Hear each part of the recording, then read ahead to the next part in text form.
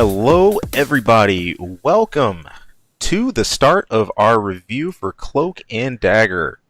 This is the season kickoff under a lot of apprehension, a lot of standoffishness, especially on my part. This is Ian here. We thought it was going to suck.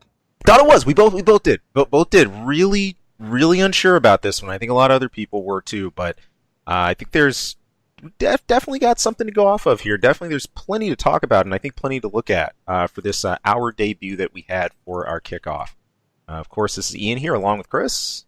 What's up? And, you know, we were just talking about this a little bit before the show. A lot of the current things we're doing are winding down. Legion is hitting its season finale next week. I know most of the stuff out there is canceled. Then you were telling me a bit about the state of Agents of S.H.I.E.L.D. right now. Well, yeah, there's that, but Fear the Walking Dead is going to go to its mid-season finale this coming week as well, so that'll be done for a couple months, and so this is going to run for a couple months. There's 10 episodes this season. There's 2 right here with this premiere. Yep. So, yeah, we're gonna knock this one out. I've been telling Ian for a while since because we both thought this was going to be horrible. Yeah, and in fact, the first teaser trailer looked pretty bad. But I had been hearing rumblings from cons for a little while now that the premiere episode was actually pretty good, and he still didn't believe me. No, I didn't. But that's all right. I would have been apprehensive too, because initially our schedule was that you were just going to review this alone. Right.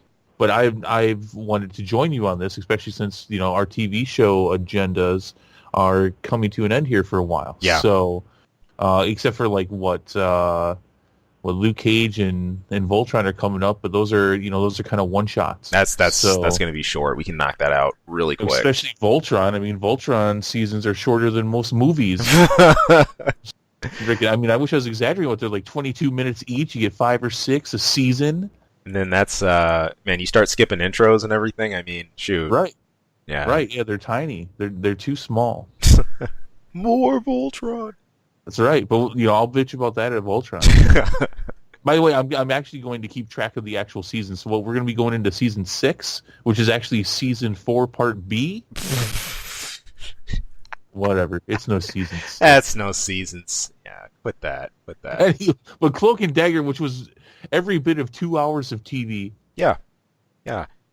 This is a pair that I know it's getting old by now, but I can't stop saying it because everybody showed up in that game. I have not seen this pair since Maximum Carnage. I have seen them a lot. Yeah, that's. I think you've got a bit more XP with that. Now, as far as their background, I never kept up with these two specifically.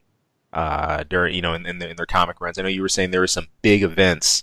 That even went on a like a global level or something like that involved them. But still. Really stylish pair, really cool pair. I kind of wish, in retrospect, now that I followed them a bit after reading and playing Maximum Carnage, but yeah. Well, yeah. So Cloak and Dagger, Tandy and Tyrone, they've been around for a long time. I think since the 70s. Yeah. They've been coming in and out of the comics. They're guests in comics all the time. They'll have short stints or maybe one shots, all depending on the story. Their powers in the 616. Comic universe is vast. Right. They're very powerful, and of course, you have other characters in this comic universe that have similar powers. That they come from different. They're used in different ways, but come from the same place, coming from the darkness or the light. I mean, there's whole other dimensions that have to do with their powers. Do they delve into that in this show? I don't know. It's interesting because I mean, as the MCU, which they are part of the greater MCU. As that goes into different areas as to where people are getting their powers, Doctor Strange, for example, bringing magic into it, and they've kind of delved into that a little bit with Thor as well.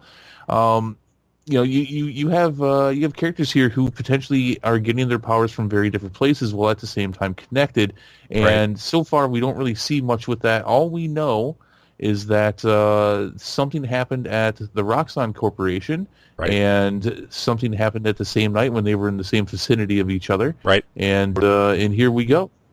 Yeah, one of the biggest things we're going to be looking for here is this indeed the Marvel show that finally takes pains to really make those links? into the greater MCU as a whole. We've seen this teased, we've seen this poked and prodded at, but this is something that shows really struggle to actually deliver and actually do. Yeah. So I'm really curious what the links are going to be here. I do like, as you're mentioning, that their origins here, and especially looking at Tandy and her incident. I like the character build they've done here, especially starting right at the top of episode 1. You know, Mm-hmm. I think back a little bit to things like Inhumans, where you're immediately just thrust into this situation where everyone's throwing powers willy-nilly all over the place. But this starts off as a very simple, very human story. And as far as you get to see the interrelations between Tandy and Tyrone's parents, how they react with things around them. They're not in their own head so much. I think shows like this can easily drag when you sort of isolate their greater world, or at least their own local world. So yeah, no, I mean, this is on Freeform. This is obviously geared toward. Well, I think in general this show is geared towards a larger demographic of people, MCU fans, but at the same time, this is definitely leaning a bit more towards the younger demographic. It is, and with that, you could end up spending 40 minutes of an episode just talking about their feels. Yeah, all right, but you don't have that here, at least not yet. Right. Which is a good thing. And the cool part is there's a lot of mystery behind it too. The one thing I like about the angle of the way they're approaching their powers and really doing so in a really peripheral way is looking at this in a sense of divinity. This is something that Tandy starts to question a lot later on, and then looking at this as a matter of just freakish like happenstance and causality, like the way Tyrone keeps having random flip outs and can't quite seem to get a hold of things. But it's regardless of which direction they pick rather. It's so far it's actually been a pretty enjoyable ride, and I really want to see how they're going to develop that and go a little further. Well, so let me ask you, because one of the bigger things I'm trying to figure out here is how their powers work. Yeah. So and what have you figured out? So as far as what I know, these two really are the yin to one another's yang. Then that's actually something that hit me the very first time I ever saw them too in comic form. Obviously, Tyrone has the ability of teleportation, movement. Mm-hmm. It seems that's been a staple for him. It has. It seems that wherever his heart and mind are focused most, that he can jump straight to. And I really never remember necessary limits on his teleportation or the direct type. They might change that around a little bit here, and they might do some things with that. But his other major power, and this one's really important, and this is really what makes the dichotomy between these two. Tyrone can sense those he touches. He can feel all of their regret and the things they're most guilt-ridden over. Whereas Tandy can see someone she touches, she can see everyone's hopes. Let me add on to that just a little bit, though. To add on to Cloak a little bit is that I didn't notice regrets as much as I noticed people's fears. I think fears is a better term. Regrets, fears, things that they're guilt-ridden about. I think guilt and fear are the best two ways to approach this. I think that's a good course correction. Well, again, I certainly don't think we've seen the entire scope of what they're able to do either. Right. I think that's going to be one of the more interesting parts of these characters is that learning, at least in the comics, they're vastly powerful. Yeah. And see where they go with that. And how that's going to interact in, are they going to keep it small scale? Are they going to stay in, Tyrone, is he going to stay in school? Right. What's Tandy going to do? I don't even think I even saw her in a school. No, she Well, she was in ballet school. Yeah, briefly. Well, I don't think I've seen her past that though. I do want to say this because we're led more into Tandy up front, especially in episode 1, and I like this. A lot of shows will stop at sort of the first introduction or so of a character. We're brought into the scene where she steps into a nightclub, and then we start to find out about her ulterior motives and her agendas. She essentially is living as a thief. She shakes down and targets those who she sees as rich young guys. Mm-hmm. Whatever she's got, you slip something in their drink, sucker them into a private spot, and then once once they're out of commission, she's got a partner that's my bad, I'm forgetting his name, that works with her, and they basically just go and run their scheme. No, I forgot his name too. Which is ironic you bring that up, because that is actually how the two of them, I'm not going to say meet, but reconnect. She targets him at a party that they were both at. Right. And this is, I thought this was a really interesting difference that we see from the comics. Now, what I've read, too, what I've gone over, if anyone out there you found contrary, by all means, go ahead. But Tandy was one that kind of retained wealth in the comics. She wasn't one that had to necessarily live off of thievery up front. I just don't remember yet. I'm gonna have an opportunity later on to delve into where they're gonna be pulling a lot of this stuff from, but I just haven't had a chance yet. But we get that frame up front, and a lot of shows that would be it. You'd go on to your other characters, and you're going through. But I felt we're given a lot of really interesting layers here. You've got the thievery, you've got this whole side business she's running, but then in the same hand, we start dealing with. We see signs of addiction early on. She's got she's addicted to pills, and we instantly get some context as to why. We go back in the past and see the fallout from the death of her father, who died in the accident where she first discovered or first used which her she powers. most likely had something to do with in some capacity. Yeah, I think so. That was kind of obvious. Do you think that she was so much addicted, or do you think that she's just she's just using drugs? I want to say it really seems like an addiction right now, at least because the focus on it. I would just say just drug use, especially where she goes. By the way, I love that parody for her going like into this church, this sanctuary, but then doing drugs and sleeping there, and then coming back to her mother's place, and then again, it seems to me at least she's fighting it somewhat, or she hesitates about it each time. Because every time she gets that bottle, she just stops a moment, and just kind of freezes up about it and never, fully commits up front. But I suppose there's still a little bit to be made of that. But I think it's addiction.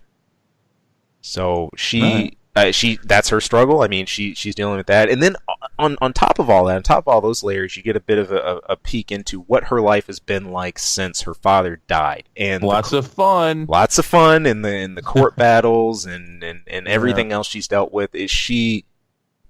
On the one hand, you want to say, okay, this is an escapism. This sort of gives her an outlet, but then you go, even beyond that, and you start to see once she does, as you were saying, when she finally runs into Tyrone at a party and attempts to rob him, we get a couple more layers added into that. There's been this constant, consistent mystery of the details from that night, that accident, exactly what happened when they were younger. She came to first and sort of took the nearest hoodie that was next to her, just really left him on the shore. She had no idea who he was. Took his damn hoodie. Yeah, she started thieving when she was like 10 years old.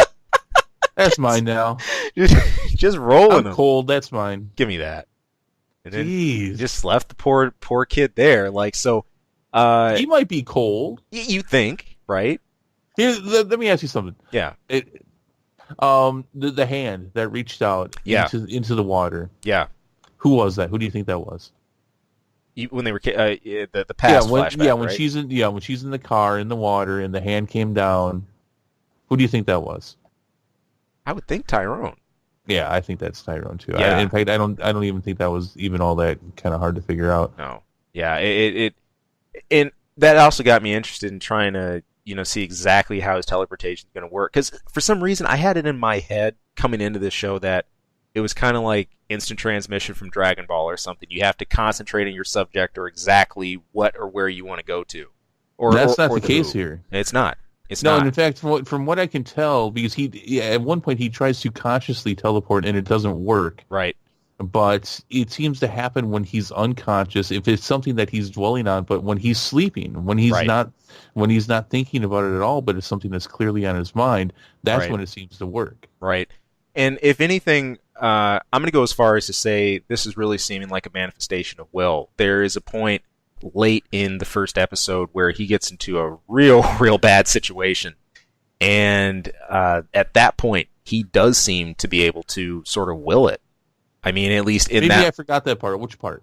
So there's a part where. And this just spoil it. We're reviewing. Just spoil it. We're going for it. to think that you actually have to tell me that, man. Yeah. My man. Dig in.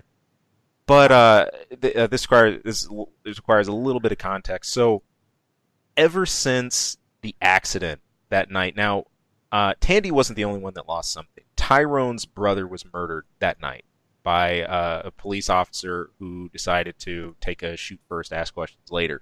Approached everything, and there was a huge cover-up after it that his parents had to deal with and that his families had to deal with. The cops labeled him as, "You're just seeing things. We don't have an officer like you described. That's crazy talk." You know. Can I add something onto that? Yeah, go ahead. Because when the cop shoots his brother, I think he's definitely a bad guy through and through, and that was definitely stupid through and through. But I think he was reacting more to the explosion and just hearing that explosion and just being very trigger happy. No, that's fair. I don't think he just shot him. Now again, still definitely a bad guy, but it's in fact a little bit of that extra depth that I'm appreciating about this show, because in most cases I would expect it to be very cliche. Yeah. And while this show definitely is touching on stereotypes a little bit, it's not very cliche at all. No, that's actually the first thing I thought too. This is an issue you could easily approach and say, a racially motivated crime or something like that. I mean, well, I definitely think that that's part of the layers to it. It is. That's the key here. That is one of the layers to it. That is not the only issue, and I'd argue that's what makes it as potent as it is. That's framed within something, within emotion and an aggressive reaction up front. Everything else that was happening, you have that issue. So it's kind of cool when you can look at that stuff in a oblique style like that. But anyway. Tyrone's loss of his brother is something that's haunted him, and he's constantly thought about his brother's killer. He knows that this man exists. He knows that this was not a figment of his imagination, and sure enough, his fixation pays off. One of the first times his teleportation ability manifests itself, he actually jumps right to this guy. And this cop is into some pretty shady stuff. Now, are you talking about near the end of the second episode where he's got the gun? No, this is... No, I could have sworn this was near the end of the first, where... Because he does have a gun, not Tyrone. But so you're talking about when he's running away from him. When he's running away, right. Okay, yeah, that's true. Because he... get away there. Yeah, he visits this guy twice. First, his first teleportation, he sort of stays in the shadows and stays back, because he realizes who this guy is and just wants to get a bit of info. Then he starts actually looking up, trying to track him down in the net. Puts two and two together, and another night passes by, and he fixates on this again. And sure enough, this time he doesn't just teleport nearby; he teleports straight into the trunk of this guy's car. I'd forgotten about that. Yeah. It was a pretty big scene, because there's obviously an illegal deal going down. Tyrone manages to find the drugs that are in the back, and as soon as he's released from the trunk, he puts them straight in this guy's face and just bolts for it. So. But there's a chase scene. He draws a gun on Tyrone, and he's in a really bad situation, pressed against a wall, about to get shot. And he falls into a pile of, it looks like bags, or old plastic, or garbage bags, and he triggers his power again, and actually teleports him straight back to his room. Mind you, that's right. Yeah, I had forgotten about that. With the bucket, with the bullet still hot in it. Crazy. So clearly it's not. I still don't think he really has any control over it, but clearly just an intense situation like that. All right, so that kind of correlates with what happened with Tandy when that asshole finds her, and he's going to be doing some horrible stuff, and she's like, "Nope, dagger in the gut." Nope. Boom. Man, and that sort of makes me wonder how far they're going to take this whole willpower idea. Because see, that's what I'm seeing in both situations. Tyrone had a powerful survival instinct in that moment, and a will to preserve himself, to escape. Whereas Tandy had a determination not to let herself get subjected to rape. In fact, the guy who attacks her says, why don't you give up already? It's pointless. Just stop struggling. She just adamantly says, no, I won't. As she does that, her dagger manifests itself, and there you have it. Which Good was, job. and it looks cool. And I thought it's I've never seen the extent of what she could do. So this is a kind of fun mystery for me to unwrap as well. I've seen more of Cloak's abilities than hers, but I want to see how far she can take that. And it's kind of funny afterward. She's trying to figure out how she did that, and Right. like you said, she's struggling to call it at will. She can't seem to yet, just by wanting to. I think it comes from a deeper desire than that. Yeah, yeah. And then it was funny because then at the wedding in the second episode, Right. She's so emotional that she starts getting a little glowy hand. Right. Little, Chloe, love that. it's It's the perfect way to describe it. Oh man. a little glowy hand Yeah. there. So, but I don't know if the dagger is going to show up or not, though. Right. Now, here's something else important about their powers while we're on it, and I don't know if this is temporary or if this is permanent. They seem to have somewhat of a repelling force to each other. I'm thinking this is also back in episode 1 in the scene where he runs her down in the cemetery to get his wallet back after she's stolen it from him, and both their powers start to manifest. And as they come near, as soon as they're too close, they get shot to opposite sides of the cemetery. And I was kind of wondering, I'm like, what's the deal with that? Because I know specifically that Dagger traveled with Cloak like all the time. Well, no, yeah, that's how they travel. Yeah. It's, because why take a car when Why take a sub? Why take a bus? yeah when your buddy can just teleport you everywhere. Oh, yeah. I Um, wonder. Yeah, I hope they do explain all these things. They certainly have laid down a lot of groundwork as far as, well, this is happening, X, Y, and Z, and something happens, and they're laying down a lot of stuff. It's interesting. I Right. hope they don't cop out on it. Same. And this is one of those where you have, I think, a really solid amount of momentum going behind it, but you can let that go down the slopes really quick, or you can keep building on that in a really deep and fun layered way. So, Yeah.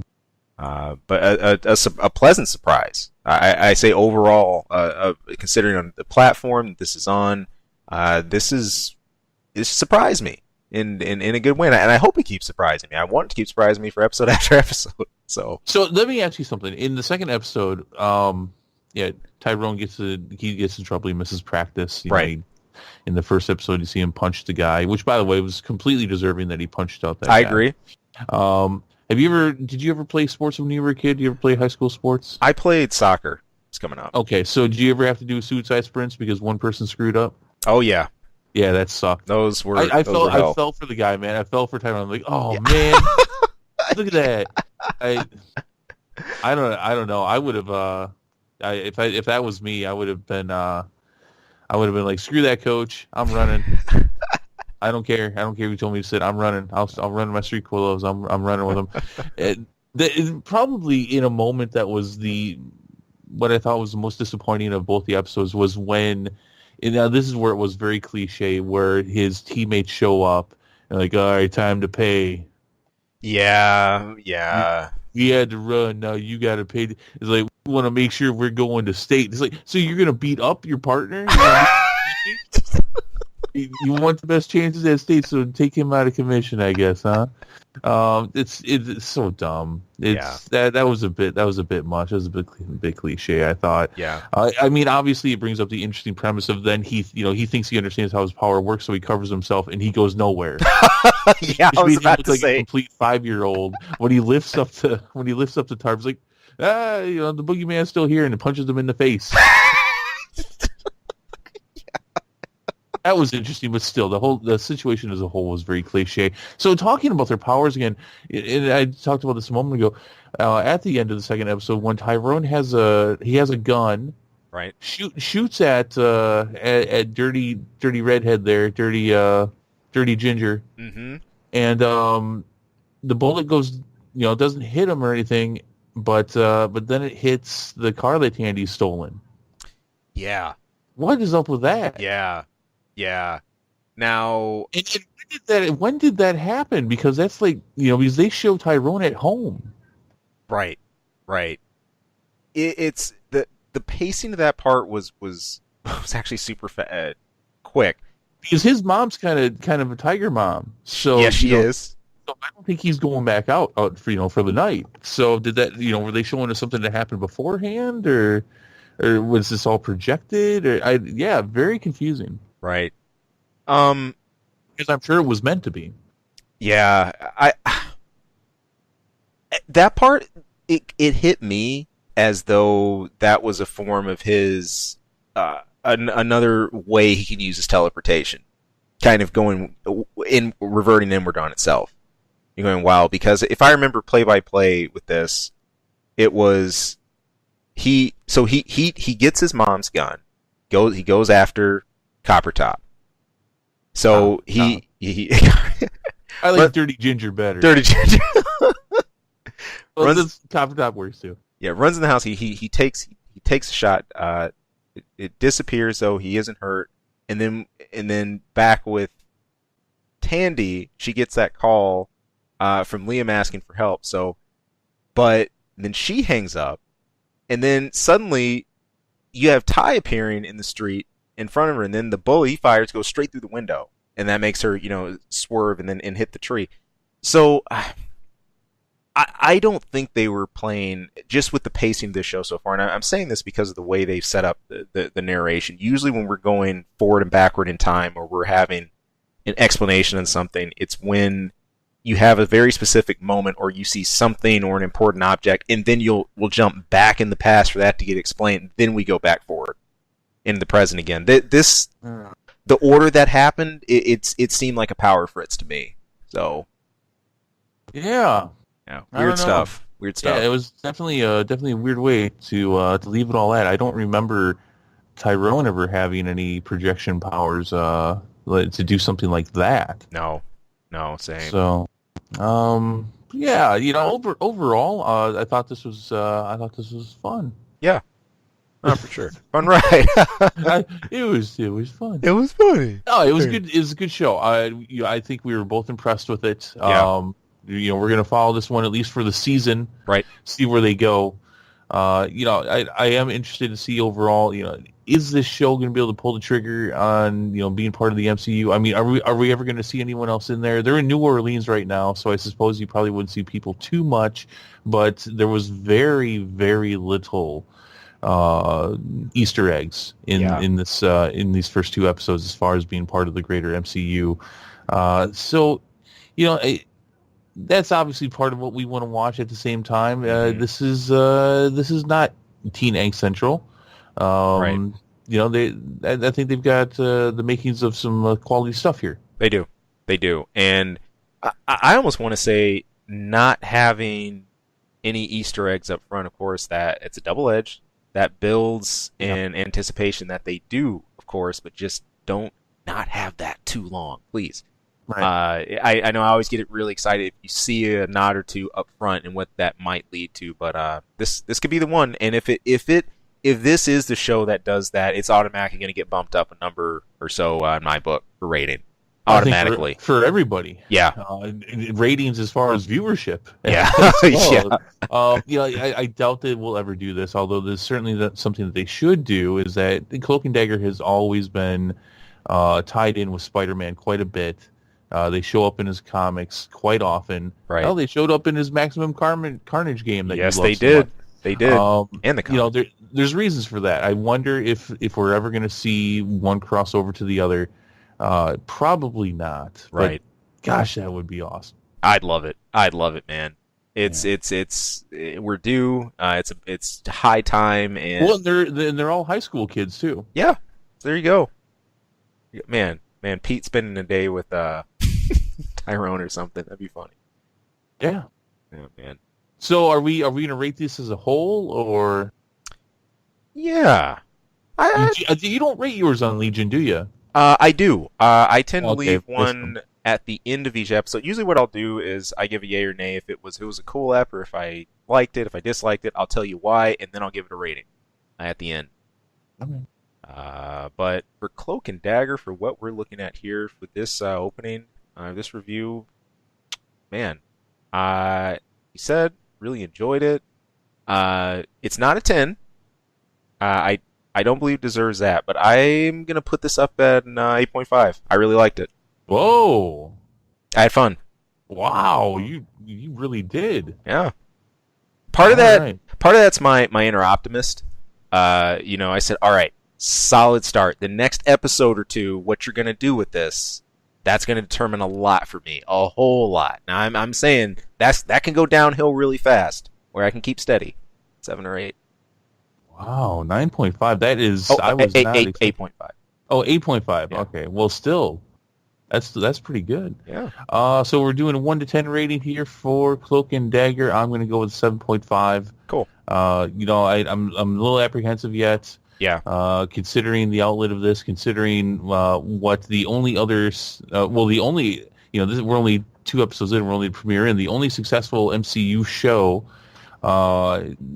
has made a rather large disconnect from the greater MCU for the last couple of years. Right. So, and it has suffered due to it, I might add. So, I'm a little apprehensive yet, but this is definitely a lot. It's definitely a lot better than I thought it was up until I started hearing good things. I was excited to see it, and it did not disappoint there. I'm going to give it, 7.5. Cool. Ready for some more. Ready to see what they do here, but don't let me down. All right. That being said, it probably will. Yeah. We'll see. Yeah, I want to be optimistic. I'm expecting good things. We know we don't have much of we have kind of bad history for this we're going off of, but yeah. Hopefully. Okay. Yeah, well, so like we've talked about, and we talked about before the show, there's been 4 broadcast MCU shows: Agents of S.H.I.E.L.D., Agent Carter, which did make it to the end of a second small season, but just didn't have the viewership. Good show, though, but just didn't have the viewership. Then everybody's favorite Inhumans, which really didn't even make it past his first season.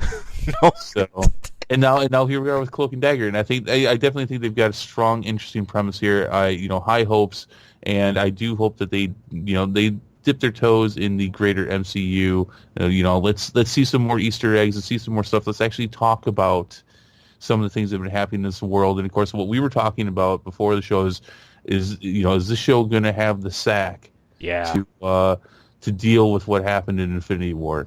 And we're not going to see that this season because this was actually shot a long time ago. Right. But are we going to see that? Is the MCU going to start really branching out here and giving people what they want, which is interaction, at least as far as the greater scale of things, and even some characters interacting, but at least the effects of the things that happen in one area showing up in others.